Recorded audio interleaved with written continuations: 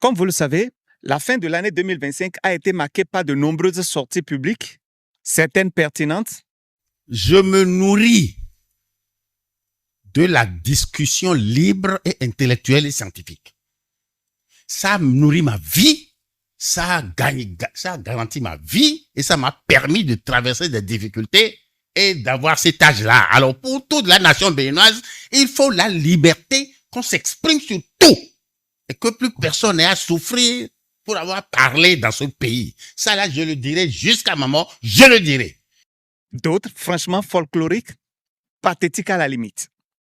Chacun a sa position pour maintenir son équilibre sur le vélo.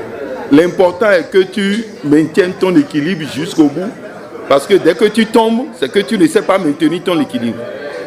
Je veux dire à mon ami, mais c'est souvent les gens qui ne sont pas au pas par rapport à moi. Mon tort est que je suis souvent en avance. Déjà, quelques jours avant et après les événements malheureux du 7 décembre 2025, nous avons assisté à des faits graves. L'interdiction d'une rencontre entre certains de nos compatriotes, alors même que cette rencontre devait se tenir dans un lieu privé. Le groupement des sapeurs-pompiers a dit il faut 10 personnes à facturer les 10. On a payé les 10, on a le reçu. Et la veille, on dit bon que le lieu, on ne peut pas tenir. J'ai demandé au maire quelle raison. Il dit qu'on a sollicité le nombre de sapeurs-pompiers que nous avons sollicité ne permet pas de couvrir le nombre d'invités. Et que par conséquent, lui, il interdit. J'ai dit, mais écoutez, il y a 2 communes, monsieur le maire.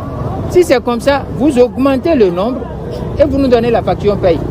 À défaut, vous nous demandez le nombre de sapeurs-pompiers et nous payons la facture complémentaire. À défaut, vous nous demandez de réduire le nombre jusqu'à concurrence de la facture que nous avons déjà payée.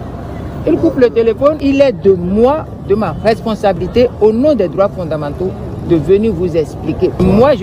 C'est comme si désormais, pour se rencontrer, pour échanger, pour discuter des problèmes de ce pays, des enfants de ce pays devraient se donner rendez-vous de l'autre côté des frontières, peut-être au Togo, au Nigeria ou ailleurs. Parce que désormais en République du Bénin, on dirait que la liberté de réunion est suspendue.